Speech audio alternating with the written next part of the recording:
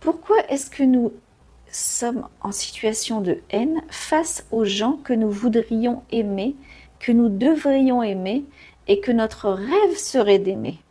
La réponse est très simple. Elle provient de l'enfance, dans lequel l'enfant voit des comportements qu'il associe à des mots. Par exemple, le comportement entre papa et maman. C'est obligatoirement pour l'enfant de l'amour. Et d'ailleurs, personne ne va venir lui dire « Ah, maintenant papa et maman, ils se détestent, c'est de la haine, regarde, c'est pas de l'amour. » Non, pour l'enfant, et même personne ne va venir lui dire « Voilà, je t'enseigne de la haine. » Non, ce sont des choses qui sont en général complètement perçues et identifiées par un petit enfant.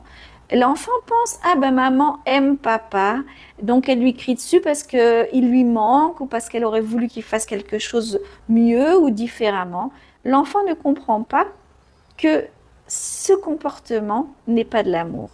Donc aujourd'hui, pour pouvoir effectivement trouver l'amour et non la haine, il faut que nous identifions ce comportement comme haineux, que nous identifions d'où est son origine, pourquoi nous reproduisons ce comportement, pourquoi nous pensons que ça pourrait être de l'amour et en quoi nous pensons que c'est vraiment de la haine.